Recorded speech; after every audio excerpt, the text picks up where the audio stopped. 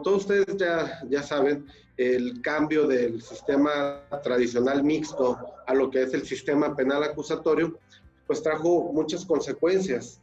Esto derivado a que transformamos nuestra forma de llevar a cabo los procedimientos en materia penal. Cambiamos cuestiones radicales, cuestiones de fondo, de forma, que muchos dicen, es que el sistema penal acusatorio es desformalizado o la investigación es desformalizada, pero en realidad tenemos que tener mucho cuidado porque en este sistema voy a utilizar una frase que utilizan mucho en política, ¿no? La forma es fondo, y en realidad hemos tenido que estar trabajando con un nuevo sistema donde las cuestiones que más nos han afectado o más han trascendido precisamente son las cuestiones de forma. Y en ese sentido me quiero referir a que, por ejemplo, tenemos una figura totalmente nueva, que es el tema que vamos a abordar el día de hoy. Tenemos una figura de lo que es la responsabilidad penal de las empresas. Antes, incluso existen actualmente muchos debates entre doctrinistas. Por ejemplo, recuerdo al doctor Moisés Moreno Hernández en un evento que llevaron a cabo, es un gran penalista en materia de dogmática penal y política criminal, donde se armó un debate.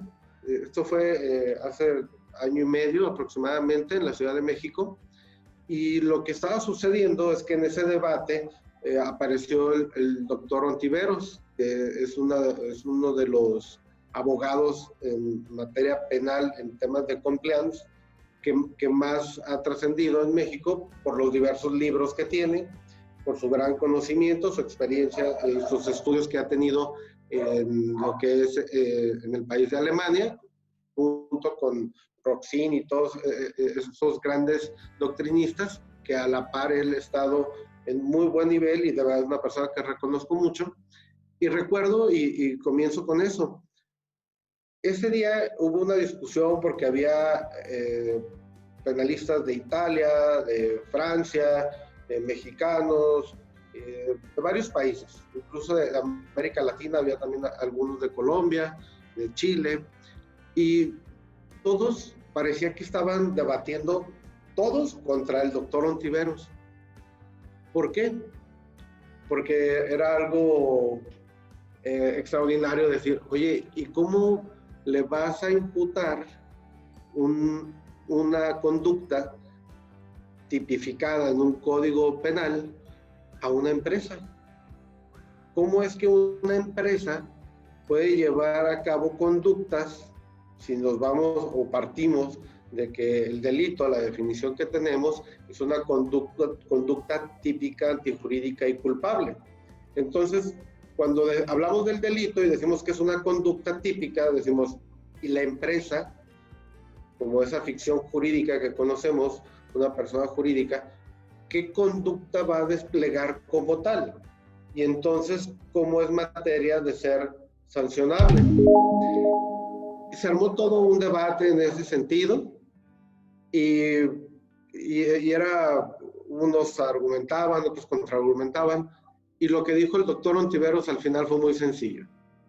Señores, quieran o no quieran, dentro de la dogmática penal, dentro de la política criminal actual en nuestro país, se encuentra en el Código Nacional de Procedimientos Penales, en el Código Penal Federal y en los códigos de las entidades, se encuentra ya la figura de la responsabilidad responsabilidad criminal de las empresas. Ahorita dije patrimonial porque algo vamos a ver también relacionado con esto. ¿Por qué? Porque tenemos dos aspectos. Hay una excepción. Las empresas jurídicas, sabemos que el Estado es una empresa, es una persona jurídica, y ellos no son sujetos de responsabilidad criminal como tal. Para eso existe la de responsabilidad patrimonial. Sin embargo, sí, lo que sí tienen las personas como servidores públicos es que pueden estar en diversos hechos que la ley señala como delitos. Entonces, nada más hay que hacer esa pequeña distinción. Pero en ese debate concluyó en ese aspecto. Las personas jurídicas actualmente tienen responsabilidad y tienen un procedimiento que se va a llevar a cabo ante un juez de control. Va a hacer una investigación dentro de una carpeta que va a integrar el agente del Ministerio Público y así como ocurre con un procedimiento normal, van a tener de antemano incluso la imposición de medidas cautelares y posteriormente, si resulta responsable, sanciones. En este sentido, pues quiero puntualizar que todo lo que vayamos platicando durante la presente charla, a mí me gustaría mucho enriquecerlo con base en las dudas que tengan las personas que están en este segmento, para poder enriquecer todo lo que esta nueva figura conlleva. El tema es el proceso penal de las empresas en México, y en ese sentido, pues tenemos que abordar, por ejemplo, lo que es el artículo 421 del Código Nacional de Procedimientos Penales. Este artículo, doctor Guillermo, es muy interesante porque habla precisamente del ejercicio de la acción penal en relación al procedimiento para las personas jurídicas. Aquí hay una parte muy interesante. Me permito darle una breve lectura en un aspecto que considero fundamental. Dice: las personas jurídicas serán penalmente responsables de los delitos cometidos a su nombre, por su cuenta, en su beneficio o a través de los medios que ellas proporcionen, cuando se haya determinado que además existió inobservancia, esta es una parte muy importante, inobservancia del debido control de su organización. Dice: lo anterior con independencia de la responsabilidad penal en que puedan incurrir sus representantes o administradores de hecho o de derecho. Este es el primer párrafo de este artículo 421 del Código Nacional de Procedimientos Penales, y algo que nos tiene que llamar mucho la atención es esto. Dice: cuando existió inobservancia del debido control de su organización. Es decir, no por el simple hecho de que se haya cometido un delito por una persona que trabaja en una empresa determinada o el órgano administrador, no necesariamente va a ser responsable de la empresa.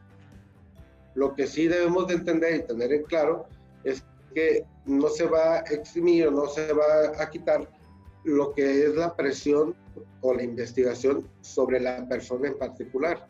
Es decir, penalmente puedo ser yo responsable, trabajo para una empresa y a través de mi cargo puedo desplegar diversas conductas que conllevan por fuerza la realización de un hecho que la ley señala como delito. Pero esto no implica que la empresa vaya a ser responsable. Y esto incluso en la sentencia, un juez de control, cuando se dicta la sentencia, a través de una vez llevado a cabo una investigación o llevado todo el proceso por sus 3 etapas, que es la de investigación, la intermedia y la de juicio, al resolver en la sentencia, se tiene el juez o el tribunal de enjuiciamiento tiene que ser muy claro y muy específico en relación a lo que es la conducta de la persona o lo que realizó en sí la persona contra la que se dirige la investigación o contra las que se dirige la investigación, y determinar de manera separada si la empresa es penalmente responsable o no.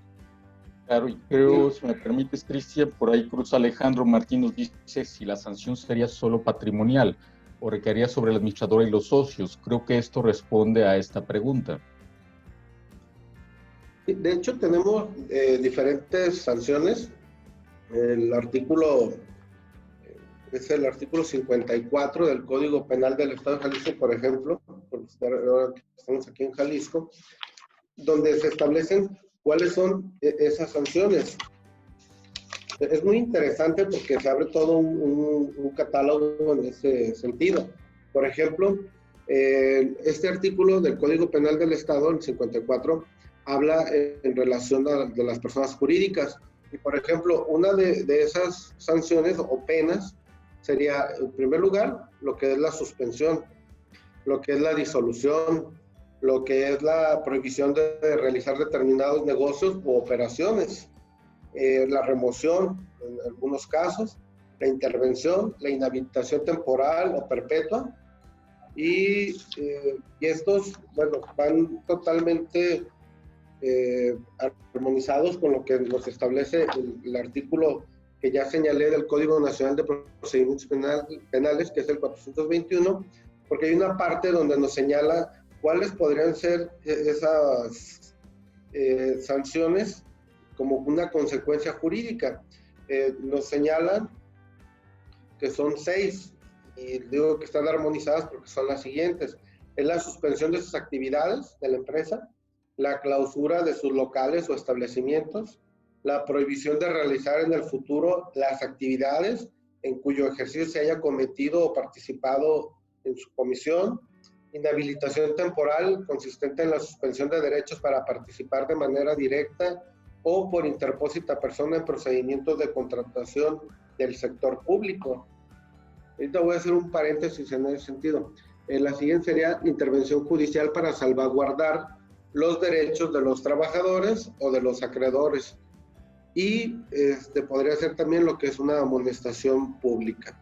Todo esto, como les he indicado, va directamente a la empresa, sin dejar de lado lo que atañe a la persona o a las personas que son realmente quienes van a llevar a cabo o desplegar una actividad, una conducta, que es la que en este caso la ley penal va a sancionar.